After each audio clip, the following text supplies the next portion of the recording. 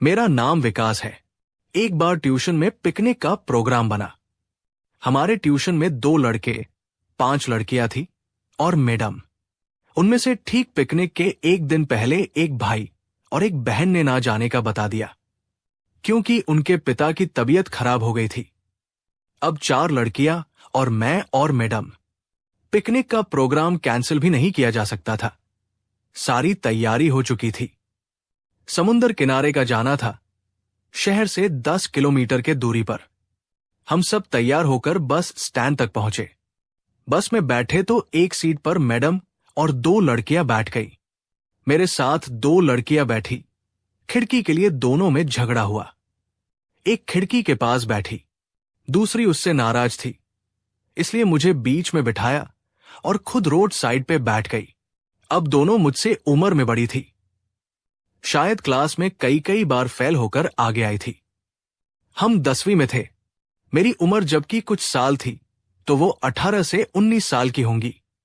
मेरा चेहरा बड़ा ही भोला मासूम सा था, ऐसा सभी कहते थे। इस तरह मंजिल आ गई। हम बस से उतरे और सामान उठाने लगे। मेरे जिम्मे लकड़ी का गट्ठर और एक बाल्टी आई। मैं लकड़ी कंधे पे और एक हाथ में बाल्टी लेकर चलने लगा। तभी एक लड़की प्रज्ञा की निगाह मुझ पड़ गई। उसने अपने मुंह में एक हाथ रख लिया और दौड़कर आगे गई और दूसरी लड़की सोमन को बताया और उसने भी मुड़कर देखा। तब मुझे एहसास हुआ। मैंने फौरन हाथ से बाल्टी को नीचे रखा और खुद को एडजस्ट करने लगा। उन दोनों को हंसता देखकर पीछे मैडम के साथ चलने वाली लड़की मुस्कान और कोमल उनके पास पहुंची और उनसे पूछने लगी। फिर सब मुड़ मुड़कर मुझे देखने लगी और हंसने लगी। उनमें मुस्कान सबसे गोरी और सुंदर थी। मुझे उसको देखने में अच्छा लगता था। उसके बाद प्रज्ञा सुंदर थी। उसकी भी शरीर मुस्कान के ही सामान थी, लेकिन वो उतनी गोरी नहीं थी। हम चलते चलते समुंदर के किनारे झाड़ियों के अंदर गए। मैडम ने कहा कि लड़कियां हैं, कपड़े वगैरह बदलने के लिए एकांत चाहिए। लोगों की भीड़ से जरा दूर ही डेरा जमाना है। फिर हमें एक बढ़िया जगह मिल गई। आज भीड़ बहुत कम थी। चारों तरफ झाड़ियां थी, बीच में थोड़ा साफ जगह थी। शायद यहां हाल ही में किसी ने सफाई करके पिकनिक की होगी। हमने वही जमने का फासला किया। फिर मैं हल्का होने चला गया। जब हल्का हो रहा था तो मुझे झाड़ी के पीछे से कुछ खुसुर फुसुर की आवाज आई। मैं डर गया। मैंने समझा कोई जानवर तो नहीं।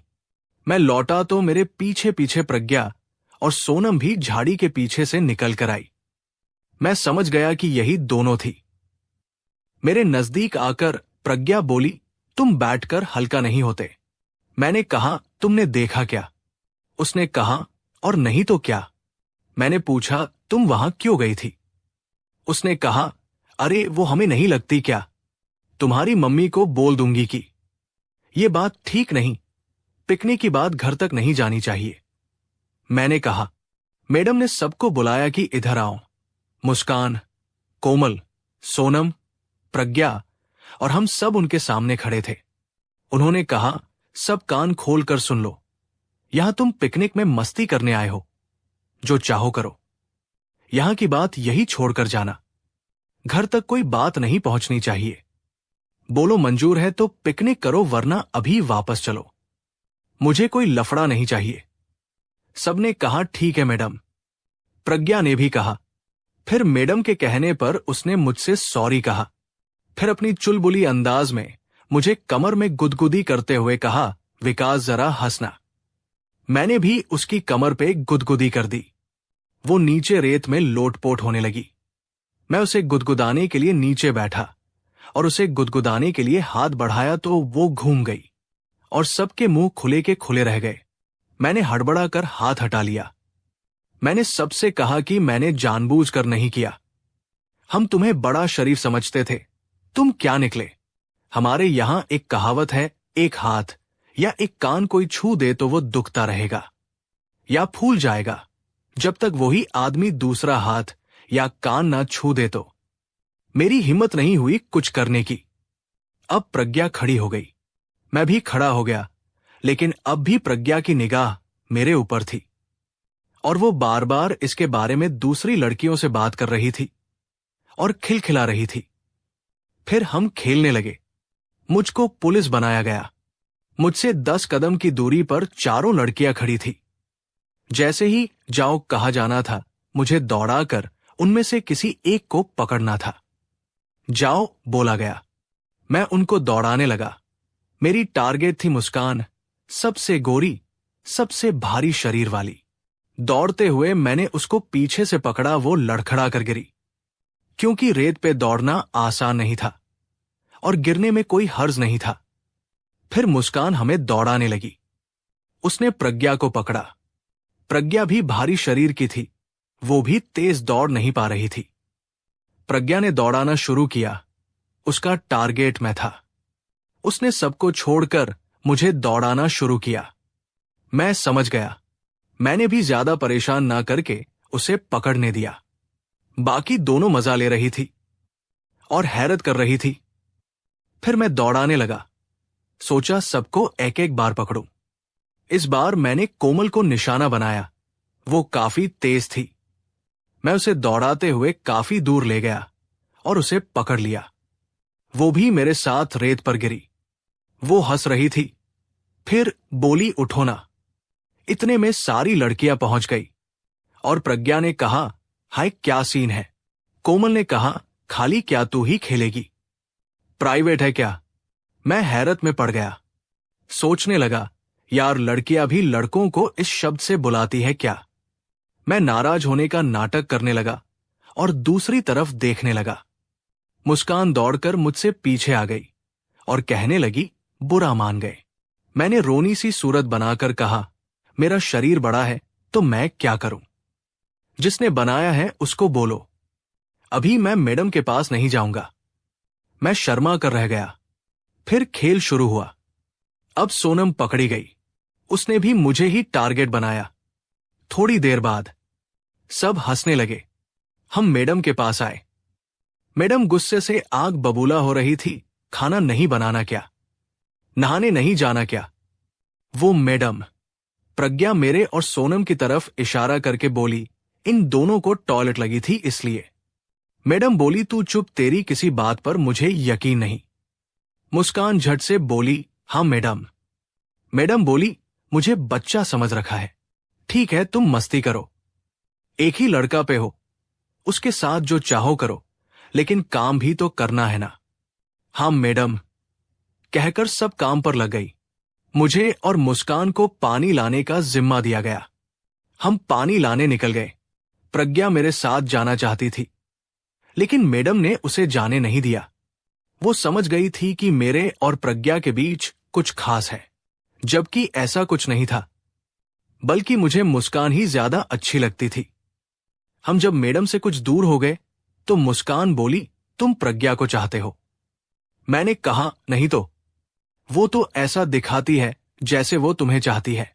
मैंने कहा, मुझे उसकी नहीं मालूम। फिर तुम किसको, कहकर रुक गई। मैंने कहा, मैं सच बता दूं, तुम किसी को बोलोगी तो नहीं। मुस्कान बोली, बताओ ना, मैं वादा करती हूं नहीं बताऊंगी। मैंने कहा, मैं सिर्फ तुम्हारे लिए पिकनिक में आया हूं। मुस्कान बोली, मैं तो तुमसे बहुत बड़ी हूं। मैंने कहा, प्यार में उम्र की कोई सीमा नहीं होती, वो तो शादी के लिए होती है। मुस्कान बोली, तो तुम प्यार किसी और से, शादी किसी और से करोगे। मैंने कहा, करना पड़ेगा, सभी ऐसा करते हैं। सब प्यार करने वाले शादी थोड़े कर पाते हैं। फिर हम ऐसे चुप हुए कि पानी लेकर आने तक चुप ही रहे। काफी संजीदा भी हो गए थे। मैडम ने हमें देखकर कहा, तुम लोगों के मुंह ऐसे लटके हुए क्यों हैं। प्रज्ञा ने कहा, हमारी सीरियस देवी जो साथ गई थी कुछ डांटवान दिया होगा। मुस्कान बोली, मैंने कुछ नहीं कहा, वो खुद अपने घर की याद करके उदास हो रहा था। अरे वाह, घर से 10 किलोमीटर दूर घर की याद आ गई। मैडम बोली। सब हंसने लगी। हाँ, मैं भी हंसने लगा। बोला, मुस्कान तुम्हें बहाना भी करना नहीं आया। फिर सब हंसी मजाक करते हुए खाना बनाने लगे। खाना बन गया तो सब नहाने की तैयारी करने लगे।